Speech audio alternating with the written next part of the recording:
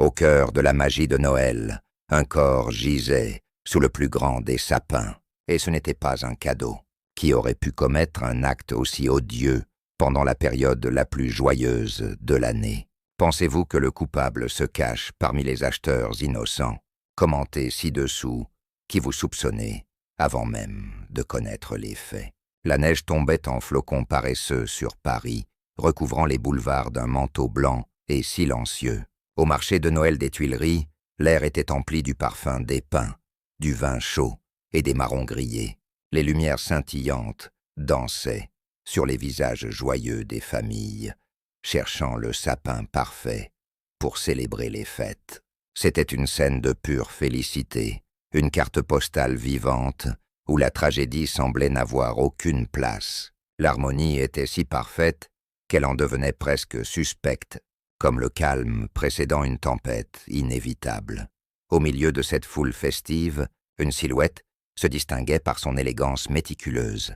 Hercule Poirot, le célèbre détective belge, ajustait son écharpe avec précision, observant le spectacle avec un œil critique, mais satisfait. Il n'était pas là pour une enquête, mais pour une rare soirée de détente, s'imprégnant de l'atmosphère parisienne qu'il affectionnait tant. Les petites cellules grises, pour une fois, étaient au repos. Ou du moins, il essayait de les y maintenir. Il se délectait de l'ordre apparent dans le chaos joyeux des préparatifs de Noël. Cependant, même dans les moments de loisir, l'esprit de Poirot ne pouvait s'empêcher d'analyser son environnement. Il remarquait les petits drames humains qui se jouaient autour de lui. Le couple qui se disputait à voix basse sur la taille d'un sapin. L'homme d'affaires, au visage dur, qui aboyait des ordres à un vendeur. La femme élégante, qui jetait des regards furtifs autour d'elle, comme si elle craignait d'être vue. Chaque interaction était une petite pièce de théâtre, un aperçu des complexités de la nature humaine, même au milieu des rires et des chants. L'homme d'affaires, en particulier, attira son attention. Grand, imposant, avec un manteau coûteux et une expression de mépris permanent. Il traitait le vendeur d'arbres avec une arrogance flagrante. Il s'agissait de M. Alexandre Dubois, un magnate de l'immobilier connu pour sa rudesse et son manque de scrupules. À ses côtés se tenait sa jeune épouse, Isabelle, dont la beauté semblait fanée par une tristesse palpable. Non loin de là, son associé, Luc Moreau, observait la scène avec un sourire qui n'atteignait pas ses yeux. Poirot détourna son regard, se reprochant de transformer une sortie agréable en une étude de cas. Il décida de se concentrer sur sa propre mission, trouver un petit sapin modeste pour son appartement. Il se dirigea vers un coin plus calme du marché, laissant derrière lui la tension qui émanait du groupe de M. Dubois. Le détective croyait fermement que chaque homme, qu'il soit bon ou mauvais, méritait de jouir de la paix de Noël. Mais la paix est une chose fragile, facilement brisée. Alors que les cloches d'une église voisine sonnaient 19 heures, un cri perçant déchira l'air festif.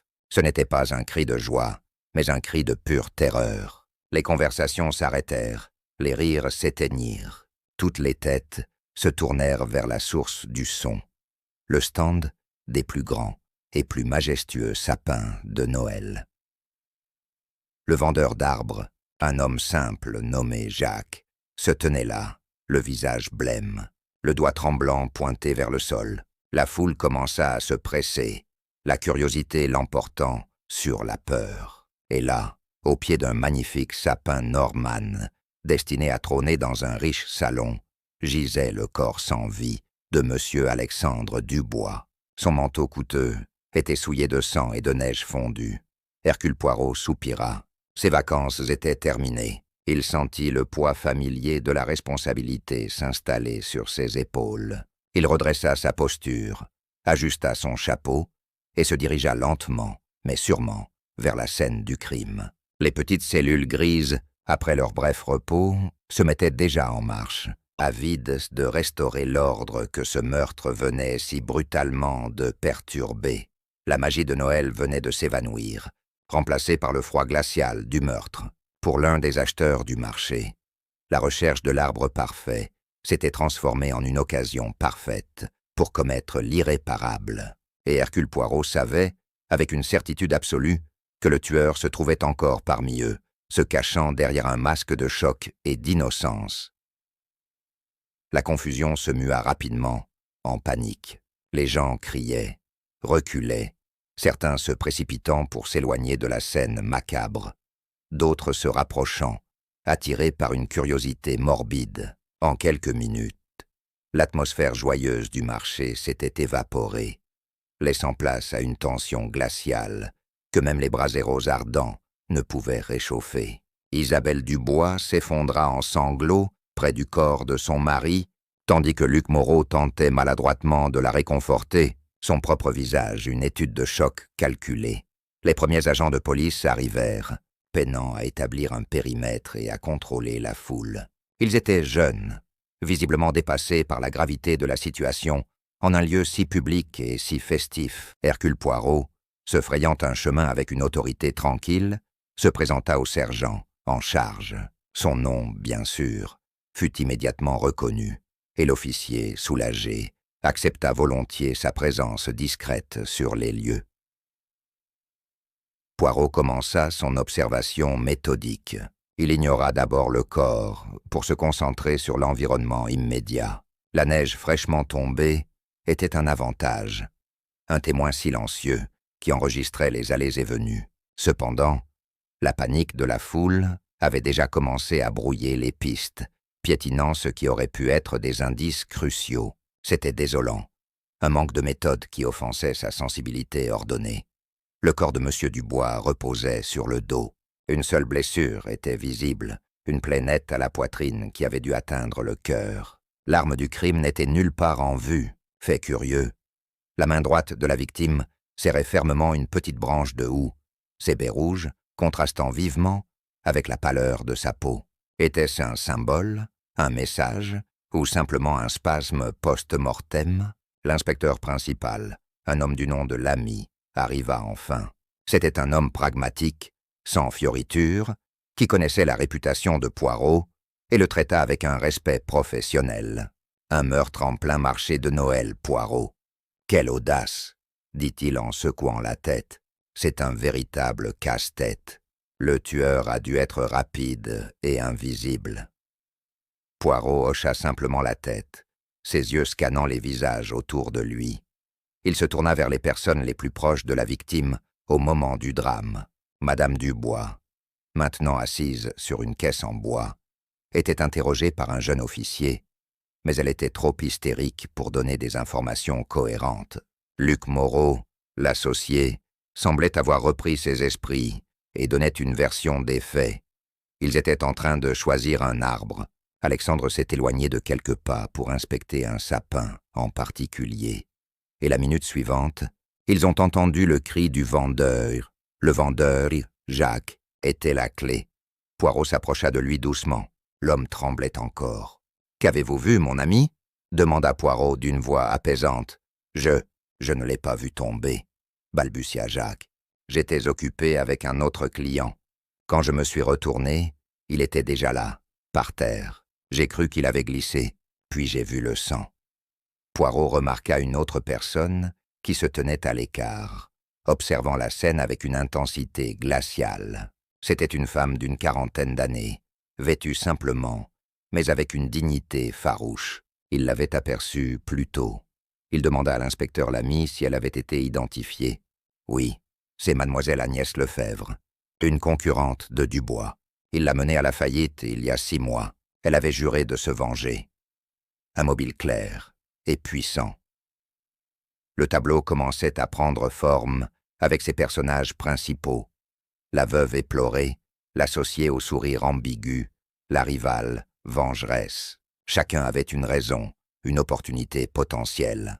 Le meurtre avait été commis dans un court laps de temps, au milieu de dizaines de personnes. Cela exigeait non seulement de l'audace, mais aussi une planification minutieuse ou un acte d'impulsion d'une violence inouïe.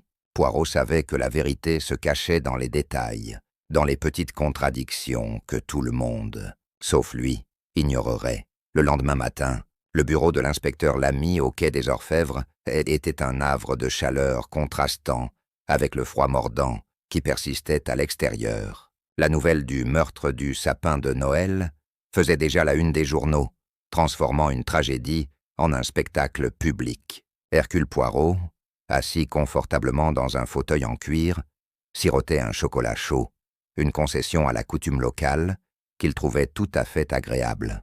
Il écoutait attentivement le résumé de l'inspecteur. Lamy étala les premiers rapports sur son bureau. L'arme du crime n'a pas été retrouvée. Le médecin légiste confirme une seule blessure, infligée par une lame fine et longue, probablement un stylet ou une lame de collection. Le coup a été porté avec précision et force. Pas de lutte. Dubois n'a rien vu venir. Poirot caressa sa moustache, son esprit analysant chaque mot. La précision du coup suggérait soit un savoir-faire, soit une chance incroyable. Le premier suspect sur la liste était, naturellement, la veuve. Isabelle Dubois avait été convoquée pour un interrogatoire formel. Elle entra dans la pièce, vêtue de noir, son visage pâle et ses yeux rougis. Elle était l'image du deuil, mais Poirot, expert des apparences, réservait son jugement. « Votre mariage, madame, était-il heureux ?» demanda Poirot, sa voix douce mais pénétrante. Isabelle Dubois hésita, ses doigts tordant un mouchoir. Alexandre était un homme difficile. Il était passionné par son travail, mais distant avec moi. Notre mariage n'était pas une histoire d'amour, monsieur Poirot. C'était un arrangement. Cette franchise était-elle un signe d'honnêteté ou une tentative calculée de désarmer les soupçons? Elle admit que son mari avait de nombreux ennemis. Il était impitoyable en affaires et ne se souciait pas de qui il écrasait pour arriver à ses fins. Quand on l'interrogea sur son propre emploi du temps au moment du meurtre, elle fut vague. J'étais juste à côté de lui, puis je me suis retourné pour regarder les décorations sur un stand voisin. Cela n'a duré qu'1 minute, peut-être 2. Une fenêtre d'opportunité, bien que mince. Puis vint la question de l'héritage. En tant que sa femme, elle hériterait de sa fortune considérable, un mobile vieux comme le monde. Elle réagit avec une indignation lassée. « L'argent ne peut pas acheter le bonheur, monsieur. J'avais tout ce que je pouvais désirer, sauf la gentillesse et l'affection. » Poirot observa attentivement sa réaction, notant le mélange de chagrin et de ressentiment dans ses yeux. L'inspecteur Lamy la pressa sur d'éventuels amants, une question qu'elle nia avec véhémence. Son alibi était faible, son mobile fort, mais il manquait quelque chose. Poirot sentait qu'elle cachait une partie de la vérité, mais pas nécessairement la vérité sur le meurtre. Il y avait une autre peur en elle, une anxiété qui n'était pas entièrement liée à la mort de son mari. Après son départ, Lamy se tourna vers Poirot. « Alors, une veuve éplorée ou une veuve joyeuse ?» Poirot prit une dernière gorgée de son chocolat. « Elle est une femme malheureuse, inspecteur. Cela, j'en suis certain. Quant à savoir si le meurtre l'a rendue heureuse, c'est une toute autre question. Maintenant parlons de l'associé, monsieur Luc Moreau. » Poirot savait que les émotions humaines étaient un labyrinthe complexe. Le chagrin, la cupidité, la peur et l'amour pouvaient coexister, se contredire et se déguiser. La performance d'Isabelle Dubois était convaincante, mais le détective n'était pas un public ordinaire. Il était un critique, et il avait déjà repéré plusieurs fausses notes dans sa symphonie de deuil. Luc Moreau entra dans le bureau de l'inspecteur, avec l'assurance d'un homme habitué aux salles de conseil. Contrairement à la veuve fragile qui l'avait précédé, il était calme, posé, et son costume impeccable semblait repousser toute forme de désordre, y compris les soupçons. Il offrit une poignée de main ferme à l'inspecteur Lamy et adressa un signe de tête respectueux à Hercule Poirot. Son attitude était celle d'un citoyen coopératif, prêt à aider la justice à faire son travail. Une performance en soi que Poirot observa avec le plus grand intérêt. L'interrogatoire commença par les questions de routine. Moreau décrivit sa relation avec Dubois comme étant strictement professionnelle, bien que durable. Alexandre était un génie, à sa manière, expliqua-t-il d'une voix mesurée. Brutal, oui, mais visionnaire. Je m'occupais des détails, de la logistique, de faire tourner la machine qu'il avait conçue. Nous formions une équipe efficace. Il peignait le portrait d'une symbiose parfaite, d'une machine bien huilée, où chaque rouage connaissait sa place. Poirot, qui s'était contenté d'écouter, intervint pour la première fois. Une équipe efficace, dites-vous, monsieur Moreau. Mais était-ce une équipe d'égaux? La question, posée avec une douceur trompeuse, fit apparaître une brève fissure dans le masque de Moreau. Il marqua une pause. Alexandre était le fondateur. Le nom de l'entreprise était le sien. Il avait toujours le dernier mot. C'était la nature de notre accord. Dans cet aveu se cachait une pointe de ressentiment, aussi fine qu'une aiguille, mais Poirot l'aperçut distinctement. Concernant son alibi, il corrobora l'histoire d'Isabelle Dubois. Nous étions ensemble, un peu à l'écart du sapin qu'Alexandre inspectait. Isabelle admirait des guirlandes lumineuses sur un stand voisin. Je commentais leur qualité médiocre, pour être honnête. Il sourit légèrement, comme pour partager une anecdote banale. Tout s'est passé si vite. Un cri, la confusion, et Alexandre était à terre. Il se plaçait commodément comme témoin de la suite, mais pas de l'instant crucial.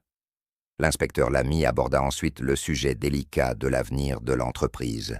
Avec la mort de Dubois, Moreau était désormais aux commandes.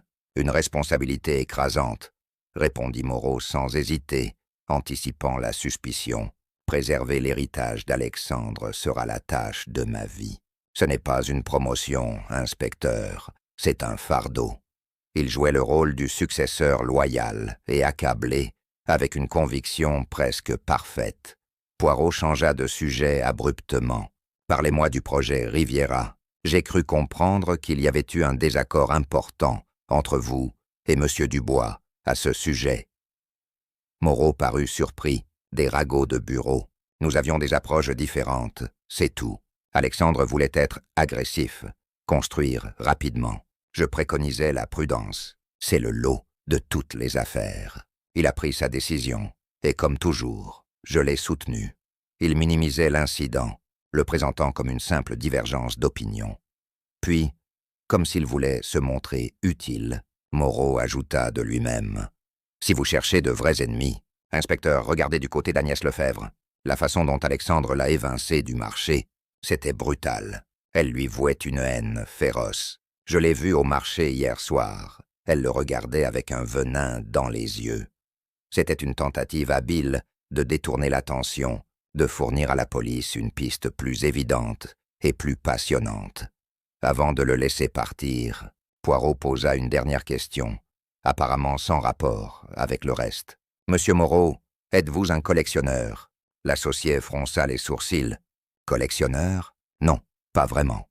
Je n'ai pas le temps pour de tels passe-temps, pas même des objets d'art ou peut-être des coupe-papiers anciens. » Poursuivit Poirot. Le visage de Moreau se figea un instant. « Non, rien de tout cela.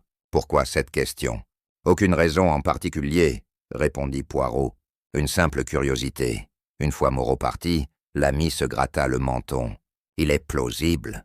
Son mobile est clair. Mais sa réaction semble sincère. » Poirot, cependant, n'était pas de cet avis. « Il est trop parfait, inspecteur. Son histoire est comme un costume trop bien taillé. Il n'y a pas un seul pli, pas une seule hésitation. Et un homme qui n'a pas de temps pour les passions est un homme qui cache quelque chose. Il nous a servi une histoire, pas la vérité. » Agnès Lefebvre ne ressemblait en rien aux deux suspects précédents. Elle n'avait ni la fragilité d'Isabelle Dubois, ni le calme étudié de Luc Moreau. Elle entra dans le bureau de l'inspecteur Lamy avec une posture droite, presque guerrière, et un regard qui défiait les deux hommes avant même qu'ils n'aient prononcé un mot. Elle n'était pas venue pour se défendre, mais pour accuser. Elle représentait la colère pure, non dissimulée, une émotion rafraîchissante par son honnêteté brutale. « Alors, vous pensez que c'est moi ?» lança-t-elle comme première phrase, sa voix chargée d'un sarcasme amer. « Parce que j'ai osé dire publiquement ce que tout le monde pensait tout bas, qu'Alexandre Dubois était un monstre qui méritait ce qui lui est arrivé. Cela fait-il de moi une meurtrière ?» L'ami commença à réciter la procédure, mais elle l'interrompit d'un geste de la main. se tournant vers Poirot. « Vous êtes le fameux Hercule Poirot. Allez-y, posez vos questions intelligentes. » Poirot accepta l'invitation avec un léger sourire. « Madame Lefebvre, la haine est un mobile puissant. Vous ne niez pas la vôtre. »« Nier, je la revendique, » répondit-elle avec force. « Cet homme a détruit l'entreprise de mon père. Une affaire de famille bâtie sur 3 générations. Il l'a fait par pure cupidité, en utilisant des tactiques malhonnêtes. Il a détruit ma vie. Oui, je lui souhaitais le pire. Je me réjouis de sa mort. Sa franchise était désarmante. Où étiez-vous exactement au moment où M. Dubois a été tué ? » « Ah, demanda l'inspecteur Lamy, ramenant l'interrogatoire sur un terrain plus factuel. « J'étais au marché, comme des centaines d'autres personnes. J'étais venu acheter un sapin pour essayer de retrouver un semblant de joie de Noël. Et puis, je l'ai vu, le voir là se pavanant, aboyant sur ce pauvre vendeur. La nausée m'est montée à la gorge. Je me suis éloigné pour prendre l'air près du stand de vin chaud. Son alibi était donc aussi circonstanciel que celui des autres. Le stand de vin chaud était bondé. Personne ne pouvait confirmer ou infirmer sa présence à un instant précis. Avez-vous approché M. Dubois? Lui avez-vous parlé? Poursuivit Lamy. Non, je n'aurais pas pu supporter d'entendre le son de sa voix. Je suis resté à distance, le regardant avec tout le mépris qu'il méritait. Poirot intervint à nouveau. Avez-vous remarqué autre chose? Une personne qui semblait nerveuse? Un geste déplacé? Agnès Lefebvre plissa les yeux, se remémorant la scène. Tout le monde semblait normal, dans la frénésie de Noël. Sauf peut-être sa femme. Elle n'avait pas l'air heureuse. Elle avait l'air piégée. Et l'associé, Moreau, il la regardait avec une étrange intensité. Il y avait quelque chose entre ces deux-là, j'en suis sûr. La conversation dériva sur ses propres affaires. Elle admit être dans une situation financière désespérée. La faillite l'avait laissée avec des dettes énormes. La mort de Dubois ne résolvait pas ses problèmes, mais elle lui offrait une satisfaction morale indéniable. Je n'ai pas d'argent pour engager un tueur, et je n'ai pas le courage de tuer moi-même, Monsieur Poirot. Ma vengeance, je l'aurais eue en reconstruisant mon entreprise, et en prouvant qu'on peut réussir sans être un requin. Une dernière question, Madame Lefebvre, dit Poirot, alors qu'elle se levait pour partir. La branche de houx trouvée dans la main de M. Dubois a-t-elle une signification pour vous? Elle le regarda, perplexe. Le houx, c'est un symbole de Noël, non? Ça ne veut rien dire pour moi, sauf peut-être que même dans la mort, ce diable d'homme s'accrochait encore à quelque chose qui ne lui appartenait pas. Après son départ, un silence s'installa dans le bureau. L'amie semblait déconcertée. Elle est presque trop parfaite comme suspecte. Elle avoue sa haine. Elle était sur les lieux. Mais j'ai du mal à l'imaginer poignardant un homme dans une foule. Poirot ajusta un objet sur le bureau de l'inspecteur pour qu'il soit parfaitement aligné. C'est parce qu'elle canalise toute son énergie dans sa colère.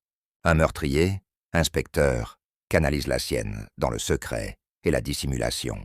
Cependant, elle nous a donné quelque chose d'intéressant, l'observation du couple Dubois et de M. Moreau. Le lendemain, Hercule Poirot insista pour retourner au marché des Tuileries, bien que la police ait terminé son enquête sur place et que la vie ait repris son cours. Le détective sentait que la scène du crime avait encore des secrets à révéler. La neige de la veille avait fondu puis regelé, recouvrant le sol d'une fine couche de glace. Le stand où le corps avait été retrouvé était de nouveau opérationnel, le vendeur, Jacques, servant les clients, avec une gravité qui n'avait rien de festif. Poirot aborda Jacques avec douceur, se présentant non comme un policier, mais comme un homme cherchant à comprendre. Il acheta un petit bouquet de gui pour mettre le vendeur en confiance. « C'est une terrible affaire, » commença Poirot. « Cela doit être difficile de travailler ici après ce qui s'est passé. » Jacques hocha la tête, ses yeux trahissant sa nervosité. « Je n'arrête pas de revoir la scène dans ma tête, monsieur. C'est horrible. » Poirot ne posa pas de questions directes sur le meurtre. mais sur la routine. Monsieur Dubois était un client difficile, n'est-ce pas? Jacques laissa échapper un petit rire sans joie. Le pire, il voulait le plus grand arbre, mais au prix le plus bas. Il a mesuré 3 sapins différents, se plaignant de chaque petite imperfection. Il a même menacé de ne rien acheter du tout. Cette information confirmait le caractère de la victime. Et pendant ce temps, continua Poirot, où se trouvaient sa femme et son associé? Jacques désigna un emplacement à quelques mètres de là. La dame regardait les lumières, là-bas, et l'autre monsieur était avec elle. Ils parlaient à voix basse. Ils ne semblaient pas très intéressés par le sapin. Cette déclaration confirmait leur alibi, mais ajoutait aussi du poids à l'observation d'Agnès Lefebvre sur leur conversation privée. Poirot se concentra alors sur l'agencement physique du lieu. Il demanda à Jacques de lui montrer exactement où se trouvait Dubois lorsqu'il a été vu pour la dernière fois vivant. C'était dans une allée étroite, entre 2 grands sapins, légèrement à l'écart de la vue directe du vendeur et du passage principal. Il a dit qu'il voulait vérifier les aiguilles à l'arrière de l'arbre, expliqua Jacques. Un endroit parfait pour une attaque rapide et discrète. Le détective examina le sol. Il n'y avait bien sûr plus rien à voir, mais il utilisait son imagination, reconstituant la scène. Le tueur a dû s'approcher de Dubois par derrière ou sur le côté, dans cet espace confiné. Il fallait une connaissance de l'endroit, ou une chance incroyable, pour agir sans être vu. Le tueur a dû se fondre dans la foule immédiatement après, son arme cachée. Soudain, Poirot remarqua quelque chose, non pas sur le sol, mais sur l'un des sapins invendus, celui à côté duquel Dubois était tombé. Accroché à une branche basse, presque invisible, se trouvait un minuscule fil de laine rouge, différent des décorations en vente. Il le détacha délicatement avec ses doigts gantés et le plaça dans une petite enveloppe qu'il sortit de sa poche. C'était infime, un détail que la police, dans sa recherche d'indices évidents, avait manqué. « Ce fil, l'avez-vous déjà vu ?» demanda-t-il à Jacques. Le vendeur plissa les yeux. « Non, monsieur. Il y a tellement de gens qui passent, avec leurs écharpes, leurs manteaux. Ça pourrait venir de n'importe qui. » Poirot le savait bien, mais ce n'était pas n'importe quel fil. C'était un point de départ, un minuscule écart par rapport à l'ordre des choses. En quittant le marché, Poirot se sentait satisfait. Les interrogatoires avaient dessiné le paysage psychologique du drame, mais c'est ici, sur le terrain, que les faits matériels prenaient racine. Le fil rouge, la disposition des arbres, la conversation à voix basse, entre Isabelle et Moreau, les pièces du puzzle commençaient à apparaître sur la table, même si leur image finale restait obstinément floue. Il était temps de voir comment ces nouvelles pièces s'assemblaient avec les anciennes. De retour, au quai des Orfèvres, Hercule Poirot présenta sa trouvaille à l'inspecteur Lamy. Il déposa délicatement la petite enveloppe sur le bureau, révélant le minuscule fragment de laine rouge. Lamy se pencha, plissant les yeux, son expression oscillant entre la curiosité et le scepticisme. « Un fil, Poirot ?» dit-il, un brin déçu. « Des milliers de personnes sont passées par ce marché. Des écharpes, des bonnets, des gants. Ce fil pourrait appartenir à n'importe qui. » C'était la réaction logique, la réaction d'un homme qui cherchait des preuves solides et non des miettes. Poirot, cependant, n'était pas découragé. « Ah, mais inspecteur, tout est dans la localisation. Ce fil n'était pas sur le chemin principal, piétiné par la foule. Il était accroché à une branche basse, dans l'alcôve de verdure, où M. Dubois a rencontré son destin. Sa position suggère qu'il a été arraché lors d'un mouvement rapide, peut-être un geste brusque, comme celui de retirer un bras après avoir frappé. Sa description méticuleuse transforma le simple fil en un témoin potentiel. Convaincu par cette logique, Lamy accepta de faire une requête. Il contacta les 3 principaux suspects et leur demanda de fournir les vêtements qu'ils portaient le soir du meurtre, sous prétexte d'une analyse de routine. Poirot insista sur le fait que l'examen devait être exhaustif. « Cherchez tout, inspecteur. Pas seulement la laine rouge, une fibre manquante, une tache infime, une usure inhabituelle. » Le diable, comme on dit, est dans les détails. La conversation se tourna ensuite vers un mobile plus tangible, l'argent. Poirot s'enquit du testament d'Alexandre Dubois. Le notaire a été contacté ce matin, confirma l'ami en consultant ses notes. C'est simple et direct, la majorité de sa fortune personnelle et de ses biens immobiliers revient à sa femme, Isabelle Dubois. Une fortune, je dois dire, tout à fait colossale. C'était le mobile classique, servi sur un plateau d'argent. Et l'entreprise, demanda Poirot. C'est là que ça devient intéressant, répondit l'ami. Les parts de Dubois sont également léguées à sa femme, faisant d'elle l'actionnaire majoritaire. Cependant, une clause stipule que la direction exécutive est confiée à Luc Moreau pour une période de 10 ans, avec un salaire et des bonus très généreux. En somme, elle a l'argent, mais il a le pouvoir. Cette disposition créait une interdépendance forcée entre la veuve et l'associé. Poirot caressa sa moustache pensivement. Ainsi, M. Moreau obtient ce qu'il a toujours voulu, le contrôle total de l'entreprise, sans avoir à répondre à Dubois.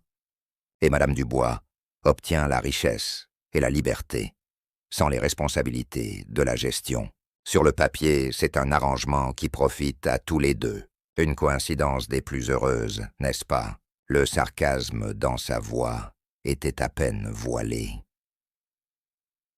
Un agent frappa et entra dans le bureau, porteur des premiers résultats de l'analyse des vêtements. L'ami lut le rapport rapidement, puis le tendit à Poirot avec un haussement d'épaules. Rien. Le manteau noir de Madame Dubois, le pardessus gris de Moreau, le duffle-coat marron de Mademoiselle Lefebvre. Aucun ne contient de la laine rouge. C'était une impasse apparente, un coup d'épée dans l'eau, mais Hercule Poirot sourit.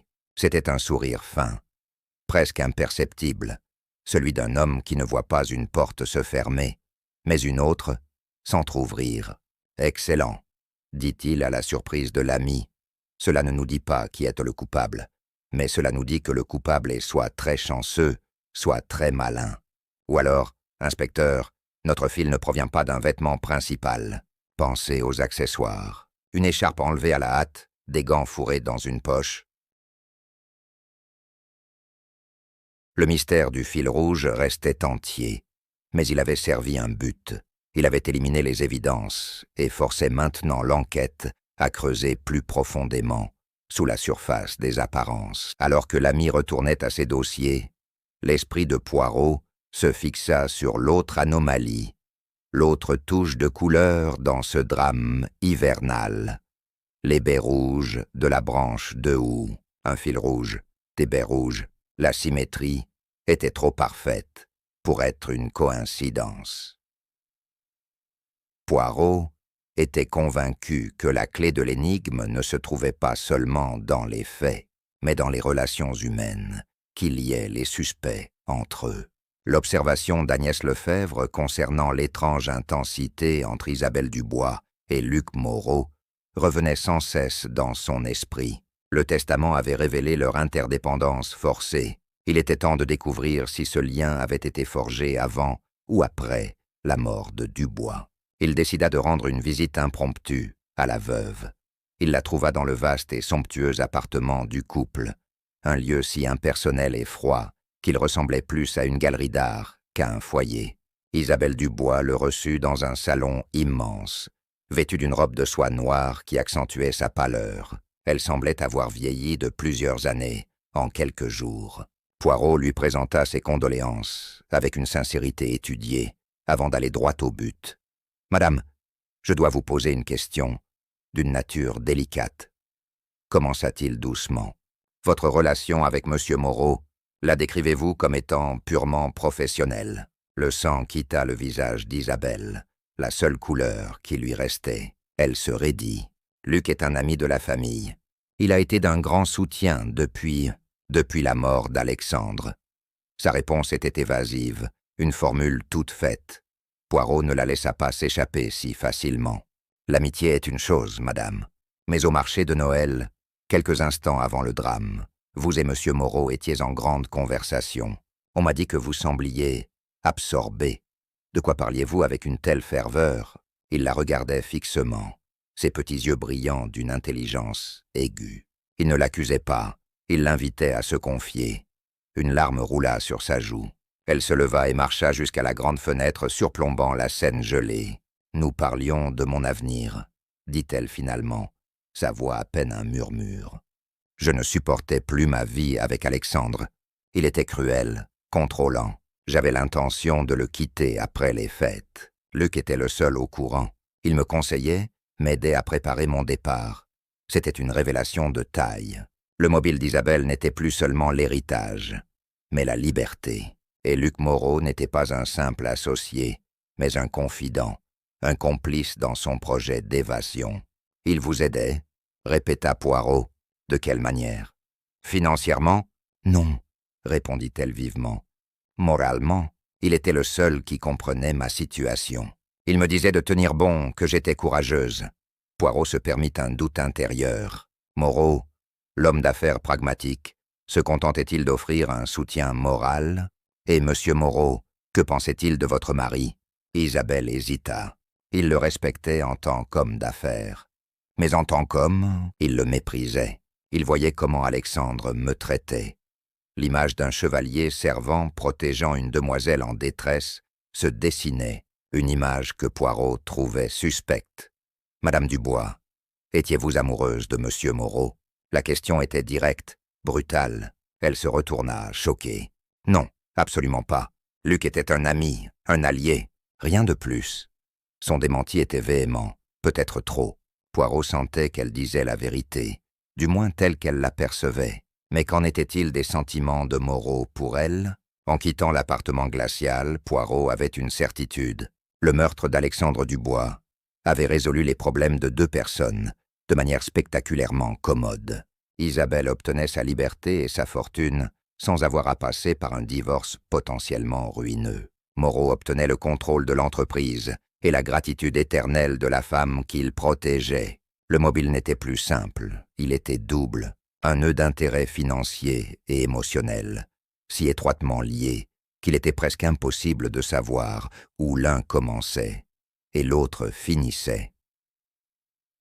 L'arme du crime restait introuvable. Un stylet, avait suggéré le médecin légiste, une arme élégante, discrète, facile à dissimuler. Ce n'était pas le couteau de cuisine d'un tueur impulsif, ni l'arme à feu d'un criminel ordinaire. C'était l'arme d'une personne avec un certain raffinement, ou du moins une certaine préméditation. Hercule Poirot était assis dans son chambre d'hôtel, classant méthodiquement ses pensées sur des fiches. L'arme était un élément crucial de la psychologie du meurtrier. Son esprit revint à sa question apparemment anodine, posée à Luc Moreau. « Êtes-vous un collectionneur ?» Le déni de Moreau, sa brève mais visible crispation, avait piqué la curiosité du détective, un homme d'affaires prospère, vivant seul, sans passe-temps avoué. C'était un manque de complexité suspect. Poirot décida qu'il était temps de vérifier cette affirmation. Il contacta l'inspecteur Lamy. « Inspecteur, j'ai une petite faveur à vous demander, » dit Poirot au téléphone. « Je voudrais que vous obteniez un mandat pour perquisitionner le bureau et l'appartement de Monsieur Moreau.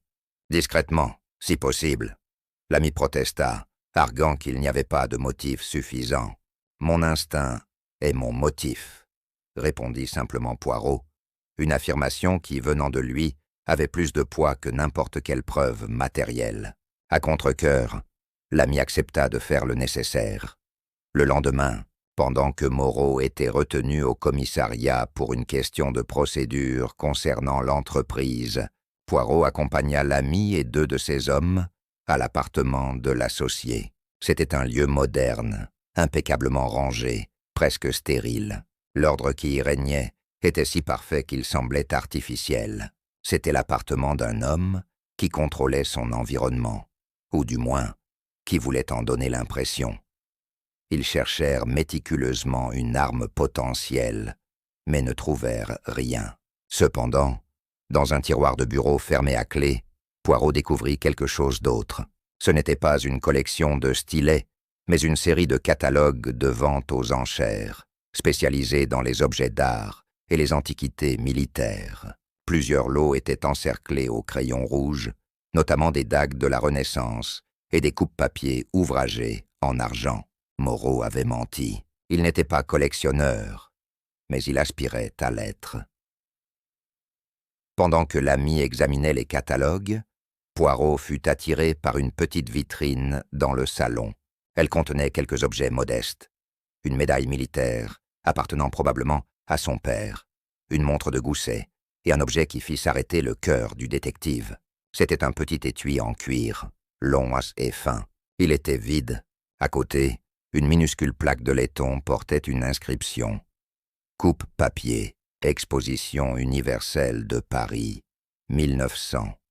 L'étui était conçu pour contenir une lame de la taille et de la forme exacte de l'arme du crime. « Inspecteur, » appela doucement Poirot, « je pense que nous avons trouvé le berceau de l'arme du crime.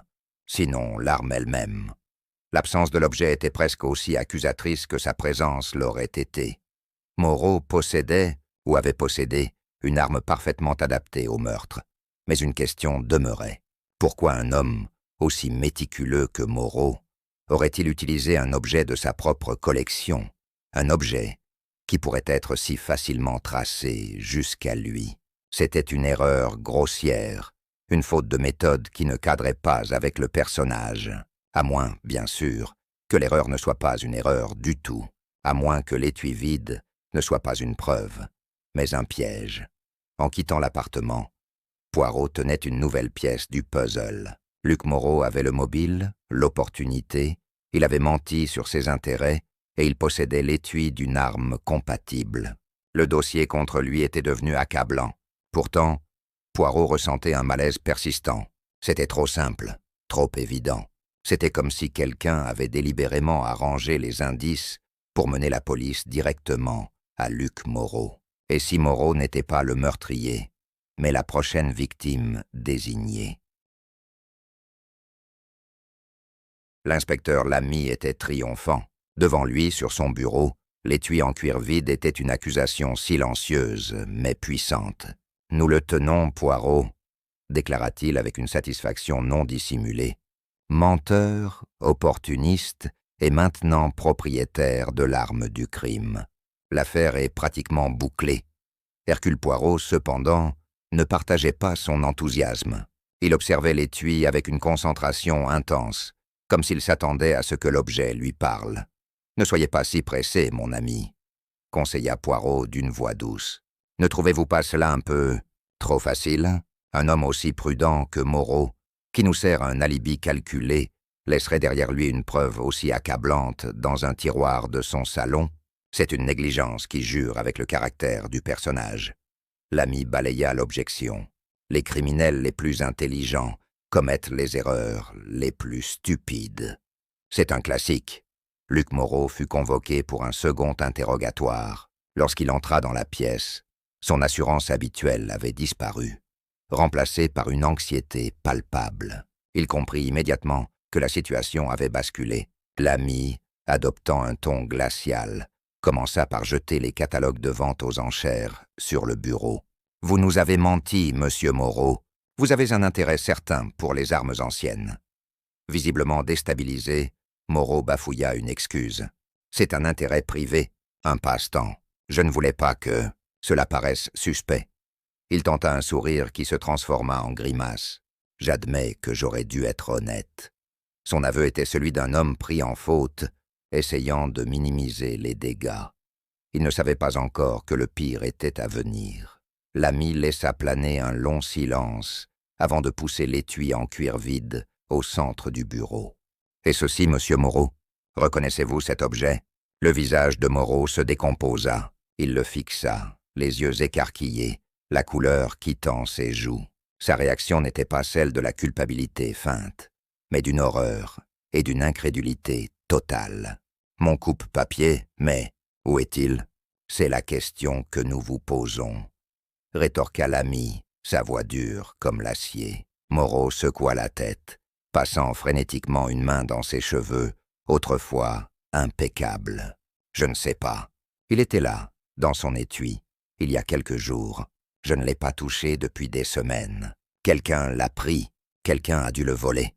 Sa panique semblait sincère, mais elle pouvait tout aussi bien être le jeu d'un excellent acteur. Poirot, qui était resté silencieux, intervint. Sa question était calme, presque clinique. « Qui, à part vous, monsieur Moreau, avait accès à votre appartement ?» Moreau commença à lister les personnes habituelles. Sa femme de ménage, une femme âgée et fidèle, le concierge, pour les urgences. Des pistes peu probables. Il cherchait désespérément dans sa mémoire, son esprit s'emballant.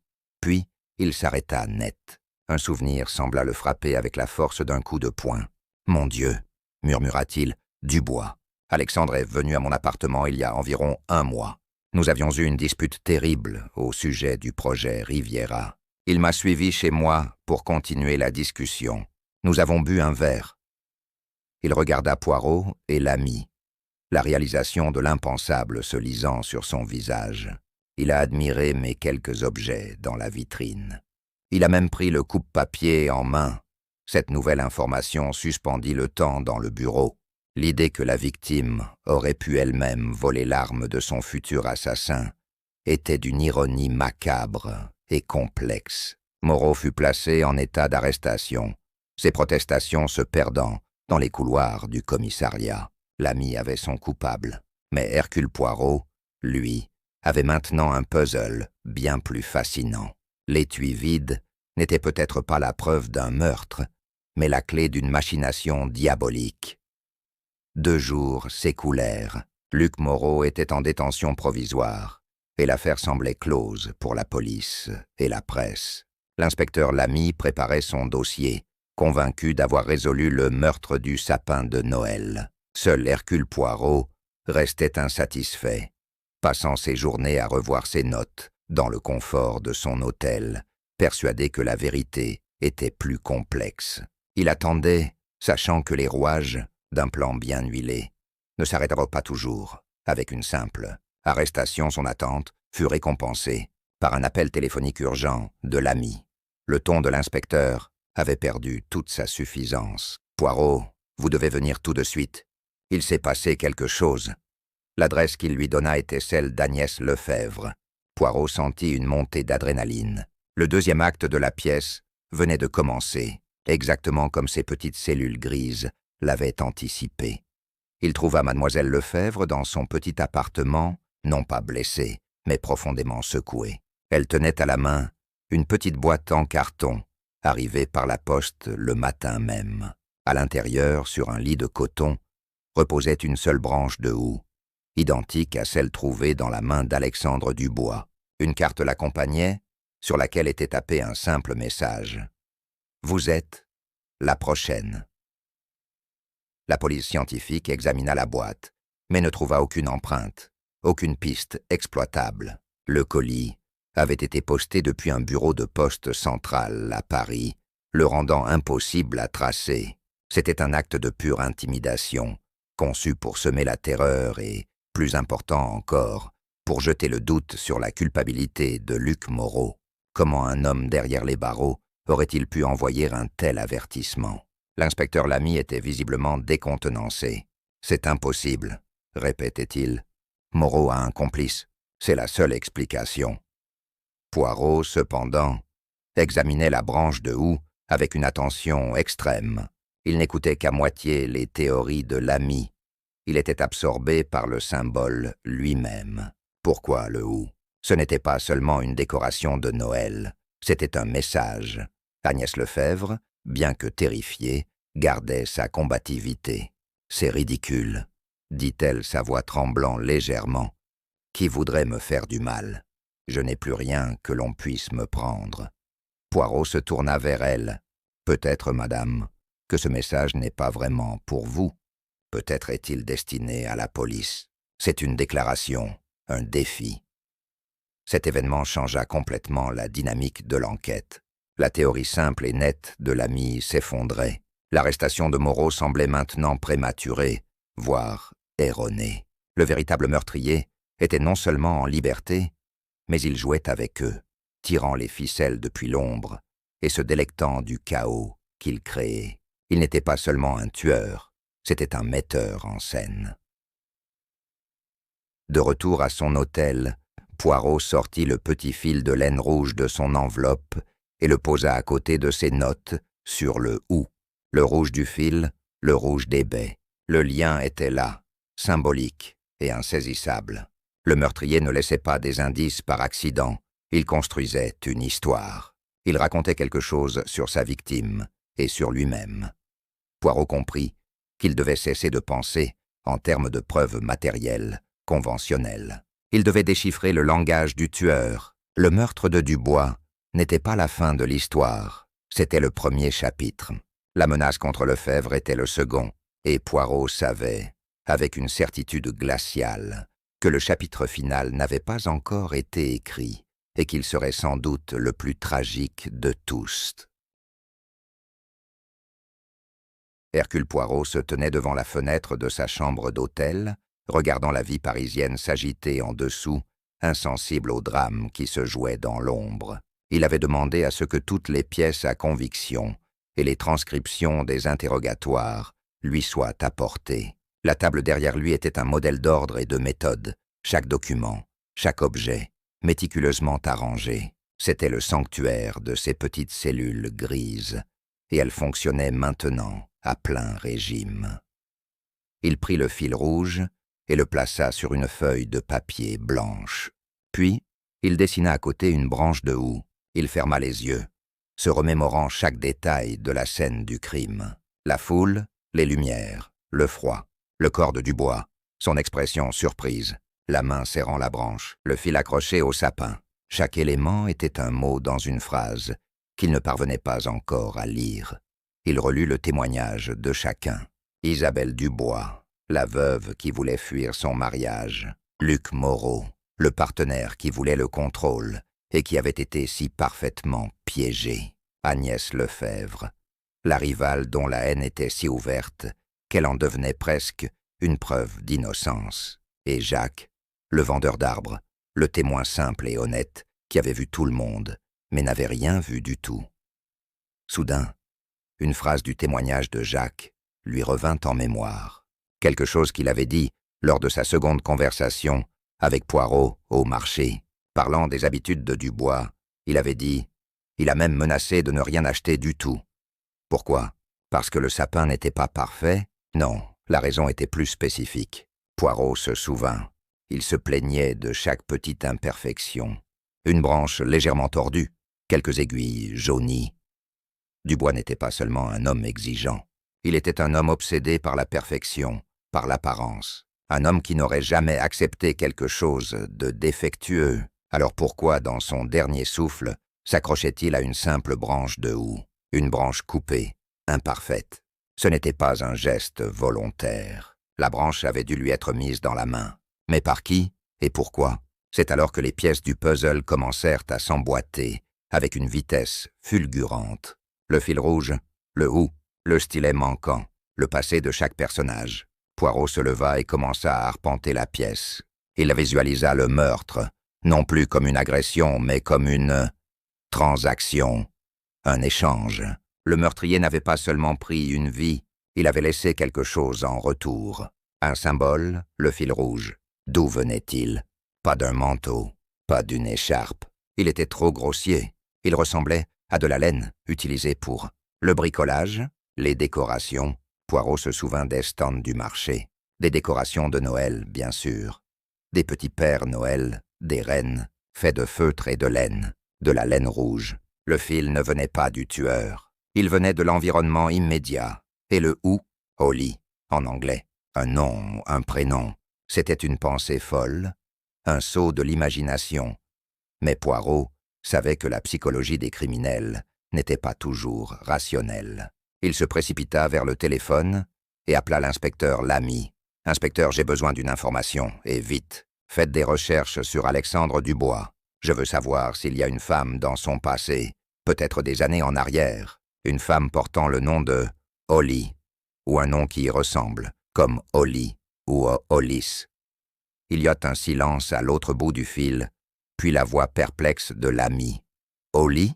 C'est une étrange requête, Poirot. Faites-le, je vous en prie.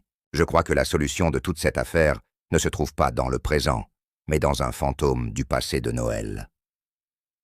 En raccrochant, Poirot savait qu'il était sur la bonne voie. Le meurtre n'était pas une question d'argent ou de pouvoir, c'était une question de vengeance, mais une vengeance bien plus ancienne et plus profonde qu'il ne l'avait initialement imaginée. L'attente de Poirot ne fut pas longue. Moins d'une heure plus tard, le téléphone sonna.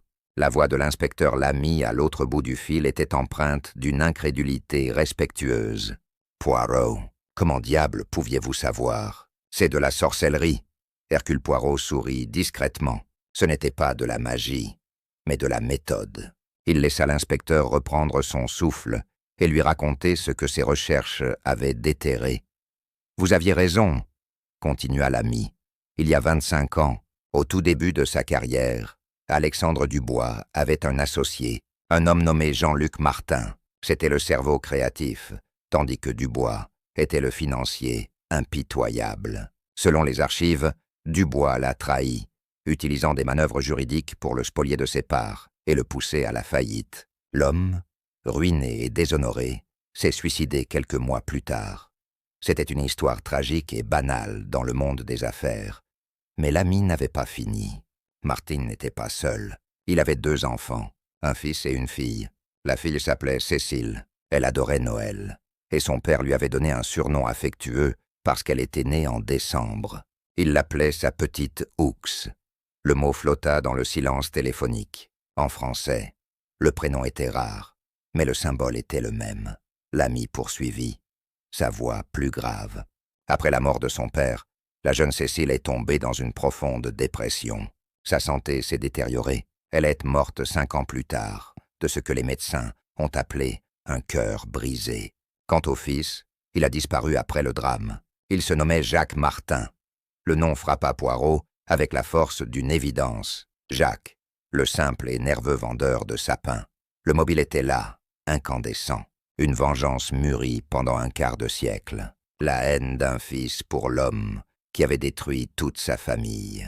Chaque Noël devait être pour Jacques un rappel de tout ce qu'il avait perdu. Travailler au marché de Noël n'était pas un hasard. C'était un pèlerinage annuel au cœur de sa propre douleur. Et cette année, c'était devenu le théâtre de sa rétribution. Cependant, Poirot avait besoin d'un dernier élément, un lien physique, aussi ténu soit-il pour clore le cercle de sa démonstration. Il retourna une dernière fois au marché des Tuileries. L'agitation était tombée, la plupart des familles ayant déjà trouvé leur arbre. Il trouva Jacques, en train de ranger son stand, son visage fatigué et triste, dans la lumière déclinante.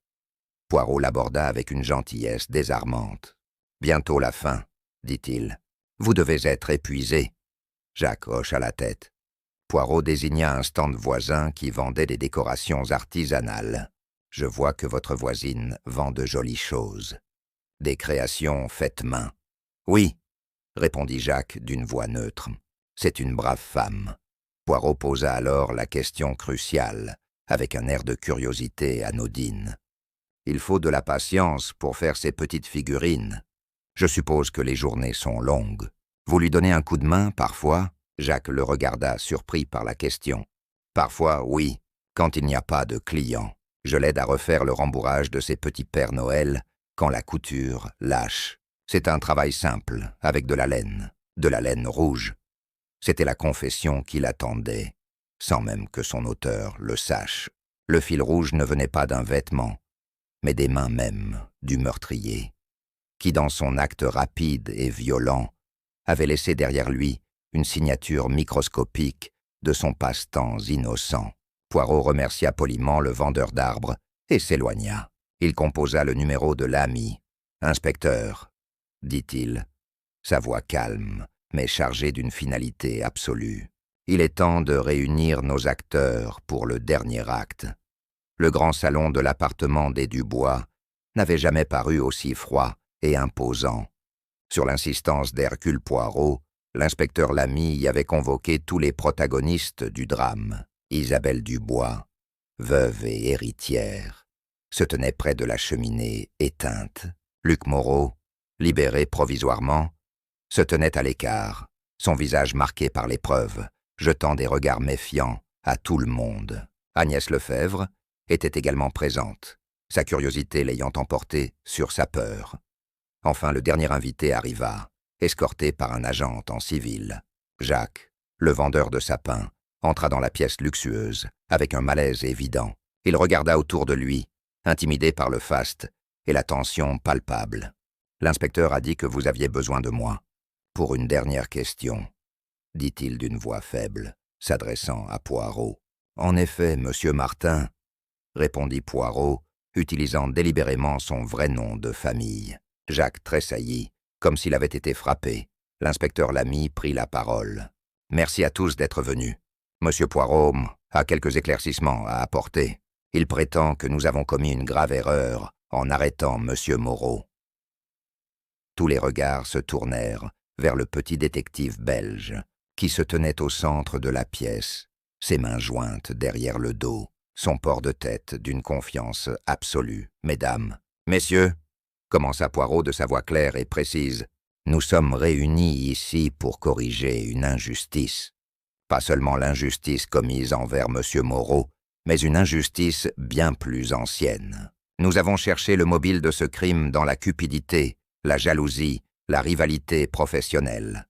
Nous nous sommes trompés. Le véritable mobile de ce meurtre n'est pas l'argent ou le pouvoir, c'est l'amour. » Un silence stupéfait accueillit cette déclaration. Isabelle et Moreau échangèrent un regard confus. Agnès Lefebvre fronça les sourcils. Seul Jacques restait immobile, son visage devenant d'une pâleur de cire. « L'amour » répéta l'ami. « Mais qui »